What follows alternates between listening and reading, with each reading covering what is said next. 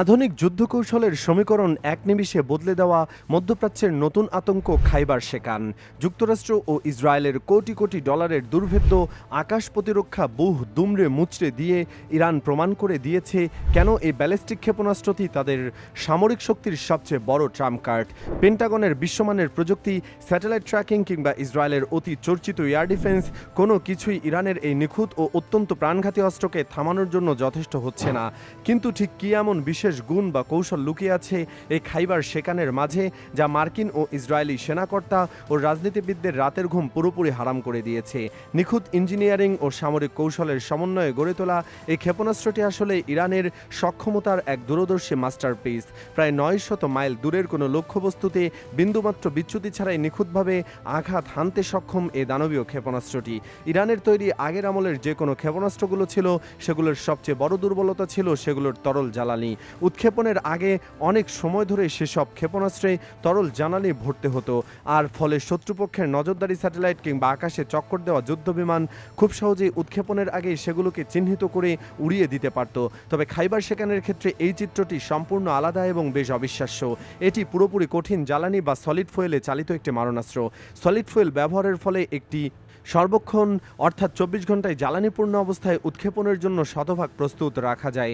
Iran তাদের সুগভীর ভূগর্ভস্থ গোপন সাইলোতে কিংবা বিশেষ করে সামরিক ট্রাকে এটি সার্বক্ষণিক প্রস্তুত করে সংরক্ষণ করে রাখে। শত্রুপক্ষ কিছু টের পাওয়ার আগে অত্যন্ত দ্রুতগতির মোবাইল লঞ্চারে এটি তুলে এক পলকে আকাশে উড়িয়ে দেওয়া সম্ভব। ফলস্বরূপ মার্কিন কিংবা ইসরায়েলি আধুনিক স্যাটেলাইট কোনো ধরনের টের পাওয়ার আগেই বা নজরদারি চালানোর সুযোগ পাওয়ার আগে খাইবার শেকান তীব্র গর্জন তুলে নিজের ধ্বংসাত্মক লক্ষ্যবস্তুর দিকে হু হু করে ছুটে যায়। তবে এই মারাত্মক ব্যালিস্টিক ক্ষেপণাস্ত্রের আসল ক্ষমতা বা ভৌতিক বৈশিষ্ট্য প্রকাশ পেতে শুরু করে ঠিক উড্ডয়নের একেবারে শেষ পর্যায়ে। সাধারণ ব্যালিস্টিক ক্ষেপণাস্ত্রগুলোর আক্রমণ পদ্ধতি অত্যন্ত সোজা বা গাণিতিক।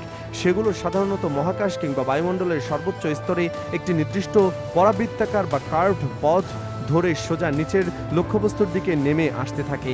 এই ধরনের নির্দিষ্ট গতিপথের কারণে প্রতিরক্ষা রাডারের পক্ষে এদের অবস্থান এবং গতি আগে থেকে পুঙ্খানুপুঙ্খ হিসাব করা অনেক সহজ হয়ে যায়। ফলে এয়ার ডিফেন্স ইন্টারসেপ্টর ক্ষেপণাস্ত্র দিয়ে সহজেই এদের মাঝপথে ধ্বংস করে দেওয়া যায়। ঠিক এই কৌশলগত জায়গাটিতেই খাইবার শেকান প্রতিপক্ষকে সম্পূর্ণ ভ্যাবাচাকা খাইয়ে দেয় এবং সমস্ত হিসাব নিকাশ উল্টে দেয়।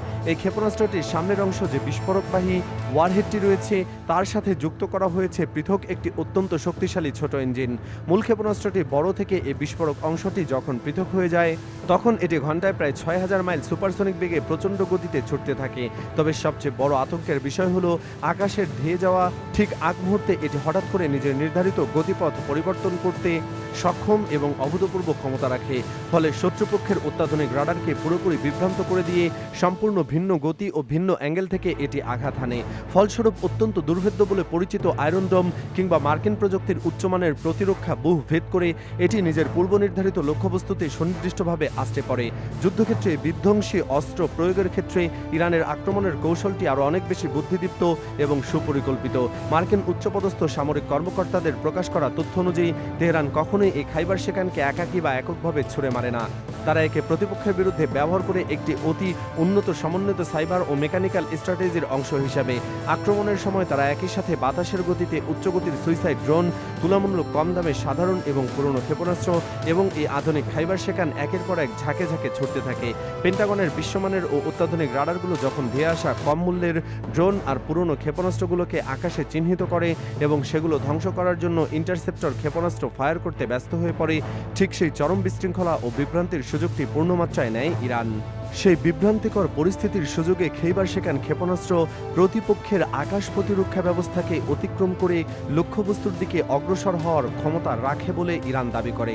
তবে যুদ্ধক্ষেত্রের প্রতিটি হামলার প্রকৃতি, ফলাফল, কোনো প্রতিরক্ষা ব্যবস্থা সফলভাবে ভেদ করা হয়েছে।